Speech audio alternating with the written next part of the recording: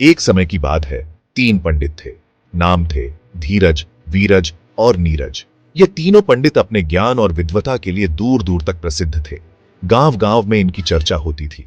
लोग इनसे सलाह लेने आते थे और ये भी अपने ज्ञान का प्रदर्शन करने में कोई कसर नहीं छोड़ते थे। तीनों ही बड़े जानी, मतलब खुद को बहुत होशियार समझते थे। धीरज को वेदों का ज्ञान था, वीरज को पुराणों का और नीरज को उपनिषदों का। वे हमेशा अपने ज्ञान की गहराइयों में खोए रहते थे और एक दूसरे से बहस करते रहते थे कि कौन सबसे ज्यादा ज्ञानी है। किताबों का ज्ञान? अरे भाई, पहाड़ जितना। उनके पास इतनी सारी किताबें थीं कि अगर उन्हें एक के ऊपर एक रखा जाए तो वे पहाड़ की ऊंचाई तक पहुंच जाएं। वे हमेशा अपने ज्ञान को और बढ़ाने की कोशिश में लगे रहते थे। एक दिन ये तीनों पंडित जी जंगल से जा रहे थे। वे किसी विशेष धार्मिक अनुष्ठान के लिए एक दूरस्थ मंदिर की ओर जा रहे थे। रास्ता लंबा था और जंगल घना, लेकिन वे अपने ज्ञान और साहस पर भरोसा करते हुए आगे बढ़ते रहे। धूप बहुत तेज थी, पसीने से तरबतर हो रहे थे। सूरज की किरणें इतनी तीव्र थीं कि वे अपनी आंखें भी ठीक से नहीं खोल पा रहे थे। उनके कपड़े पसीने से भीग चुके थे और वे थकान से चूर थे। एक पेड़ के नीचे आराम करने बैठ गए। वे सभी बहुत थक चुके थे और उन्हें थोड़ी देर के लिए आराम की जरूरत थी। पेड़ की छाया में बैठकर उन्होंने अपनी सांसें ली और एक दूसरे से बात करने लगे। यार, मेरा तो बुरा हाल है, इतनी गर्मी। धीरज ने कहा, मुझे तो ऐसा लग रहा है कि मैं अब और नहीं चल पाऊंगा। ये गर्मी मुझे मार ही डालेगी। हाँ यार, लग रहा है सूरज सिर पर ही आ गया है। वीरज ने सहमति जताते हुए कहा, सच में यह सूरज तो जैसे हमारे सिर पर ही आ गया है। मुझे भी बहुत गर्मी लग रही है। घबराओ मत, मेरे पास हर समस्या का हल है। नीरज ने आत्मविश्वास से कहा, हमारे पास ज्ञान का भंडार है। हमें बस अपने ज्ञान का सही उपयोग करना है। चलो कुछ उपाय सोचते हैं जिससे हम इस गर्मी से बच सकें। तीनों पंडितों ने मिलकर विचार किया। धीरज ने कहा, हमारे वेदों में तो हर समस्या का समाधान है। हमें बस सही मंत्र का उच्चारण करना होगा। वीरज ने पुराणों का हवाला देते हुए कहा, पुराणों में भी कई उपाय बताए गए हैं, हमें बस उन्हें याद करना होगा। नीरज ने उपनिषदों की ओर इशारा करते हुए कहा, उपनिषदों में भी कई रहस्यमयी मंत्र हैं, हमें उनका सहारा लेना चाहिए। तीनों ने मिलकर मंत्रों का उच्चारण करना शुरू किया। वेदों, पुराणों और उपनिषदों के मंत्रों का संगम हुआ। धीरे धीरे उन्हें महसूस हुआ कि गर्मी कम हो रही है। पेड़ की छाया और भी ठंडी हो गई और हवा में ताजगी आ गई। तीनों पंडितों ने राहत की सांस ली। धीरज ने कहा, देखा, हमारे ज्ञान ने हमें बचा लिया।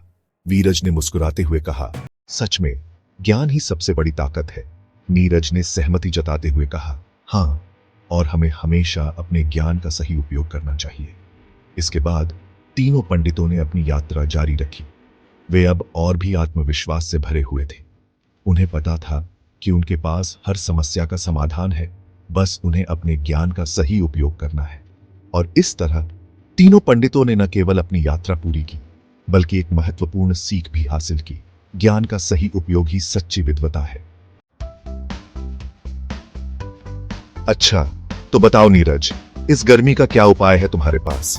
हम सब इस तपती धूप से परेशान हो चुके हैं और कुछ राहत चाहते हैं। मेरे पास एक मंत्र है। यह मंत्र बहुत ही शक्तिशाली है और इसे पढ़ाते ही बारिश शुरू हो जाएगी। यह मंत्र मेरे दादाजी ने मुझे सिखाया था और उन्होंने कहा था कि यह कभी असफल नहीं होता। उसे पढ़ाते ही बारिश शुरू हो जाएगी। आप सब देखना, आसमान में काले बादल छा जाएंगे और ठंडी ठंडी बारिश की बूंदें गिरने लगेंगी। वाह, तो देर किस बात की? हम सब इस मंत्र को सुनने के लिए बहुत उत्सुक हैं। जल्दी से मंत्र पढ़ो और हमें इस गर्मी से छुटकारा दिलाओ। जल्दी से मंत्र पढ़ो और हमें इस गर्मी से छुटकारा दिलाओ। हम सब तुम्हारे इस जादुई मंत्र का इंतजार कर रहे हैं। नीरज ने अपनी आंखें बंद की और जोर से बोला। उसने मंत्र का उच्चारण शुरू किया और सभी लोग ध्यान से सुनने लगे। नीरज का चेहरा गंभीर था और उसकी आवाज में आत्मविश्वास झलक रहा था। अब बारिश आएगी, सूरज छिप जाएगा। आप सब देखना, कुछ ही पलों में आसमान में बादल छा जाएंगे और ठंडी ठंडी बारिश की बूंदें गिरने लगेंगी। लेकिन कुछ नहीं हुआ। सभी लोग नीरज की ओर देख रहे थे, लेकिन आसमान में कोई बदलाव नहीं आया। सूरज अपनी जगह पर ही चमक रहा था और गर्मी और भी तेज हो रही थी। सभी लोग निराश हो गए और नीरज की ओर सवालिया नजरों से देखने लगे। सूरज अपनी जगह पर ही चमक रहा था और गर्मी और भी तेज हो रही थी। नीरज ने अपनी गलती मानी और कहा कि शायद उसने मंत्र सही तरीके से नहीं पढ़ा। सभी लोग हंसने लगे और नीरज को समझाया कि शेखी और बड्डाड बोलापन से कुछ हासिल नहीं होता। असली ताकत सच्चाई और मेहनत में होती है। इस घटना से नीरज ने एक महत्वपूर्ण सबक सीखा। उसने समझा कि शेखी और बड़े बोलापन से कुछ हासिल नहीं होता। असली ताकत सच्चाई और मेहनत में होती है। उसने अपने दोस्तों से माफी मांगी और वादा किया कि वह आगे से ऐसा नहीं करेगा। इस तरह नीरज और उसके दोस्तों ने इस घटना से बहुत कुछ सीखा और उनकी दोस्ती और भी मजबूत हो गई। उन्होंने समझा कि सच्चाई और ईमानदारी ही सबसे बड़ी ताकत है और इसे कभी नहीं भूलना चाहिए। तभी उनकी नजर जमीन पर पड़ी। एक खोपड़ी पड़ी थी, धूप में चमक रही थी। अरे देखो, एक खोपड़ी किसी बेचारे की होगी। मुझे लगता है ये खोपड़ी किसी बड़े ही बेवकूफ इंसान की होगी। हाँ, तुम सही कह रहे हो।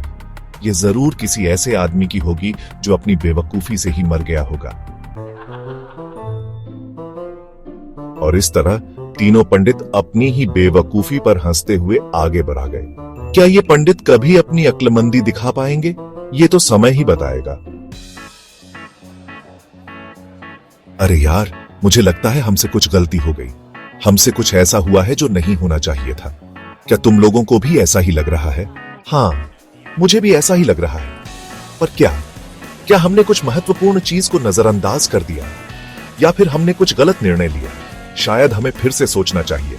कहीं हमसे कुछ छूट तो नहीं गया? हमें हर पहलू पर ध्यान देना होगा। क्या हमने सभी विकल्पों पर विचार किया था? हंसते हुए, तुम लोग हमेशा ऐसी ही गलतियां करते हो। लेकिन कोई बात नहीं, गलती करना इंसान की फितरत है। हम इससे सीख सकते हैं। अब क्या करें? हमें समझ नहीं आ रहा। हमें इस समस्या का समाधान कैसे मिलेगा? क्या हमें किसी से मदद लेनी चाहिए? चलो इस बार ध्यान से देखते हैं। हमें हर छोटी से छोटी बात पर ध्यान देना होगा। शायद हमें कुछ सुराग मिल जाए। हाँ, सही कहा। हमें अपनी गलती सुधारनी होगी। अगर हम मिलकर काम करेंगे तो हम जरूर सही रास्ता ढूंढ लेंगे। मुस्कुराते हुए, अच्छा, देखते हैं तुम लोग इस बार क्या करते हो। मुझे यकीन है कि हम सब मिलकर इस समस्या का हल निकाल लेंगे। चलो एक नई शुरुआत करते हैं और इस बार कोई गलती नहीं करेंगे। हाँ, सही कहा। हमें एक नई योजना बनानी होगी। इस बार हम सब मिलकर काम करेंगे और सुनिश्चित करेंगे कि कोई गलती ना हो। बिल्कुल, हमें एक टीम की तरह काम करना होगा। अगर हम सब मिलकर काम करेंगे तो हम जरूर सफल होंगे। हाँ, हमें एक दूसरे का समर्थन करना होगा। अगर हम एक दूसरे की मदद करेंगे तो हम किसी भी समस्या का समाधान निकाल सकते हैं।